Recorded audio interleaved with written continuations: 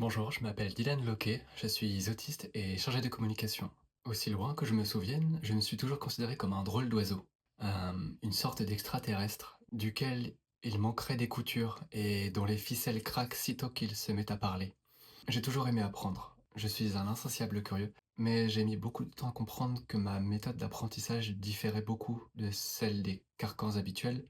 J'aime par-dessus tout lire, et je préfère regarder des mots plutôt qu'un visage. Après un baccalauréat littéraire, j'ai foncé droit dans un mur, qui s'appelle Orio La Faculté. J'ai été AESH pour un enfant avec autisme. J'ai j'ai fait de l'animation en centre de loisirs. J'ai également été correspondant de presse. J'ai été ghostwriter pendant plus de 10 ans dans divers sites, magazines, blogs. Je ne suis pas agoraphobe, je ne suis pas misanthrope.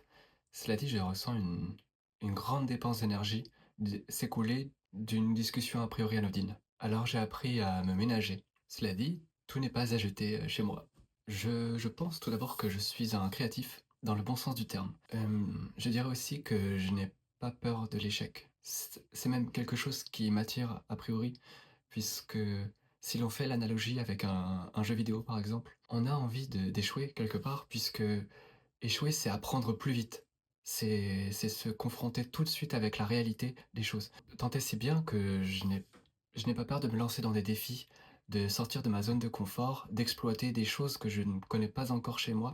Selon moi, il est essentiel que les travailleurs neuroatypiques conquièrent du terrain sur les postes à pourvoir. De la même façon qu'il est impensable de penser un groupe sans parité, homme-femme, au nom de son propre bien, je pense qu'on a besoin de personnes neuroatypiques par leur façon unique de voir les choses, de s'accaparer des sujets par le prisme de leurs propres défis, notamment leur capacité à percevoir des détails qui semblent infimes, microscopiques, mais qui peuvent découler par un effet papillon, par des choses assez désastreuses ou immensément bénéfiques.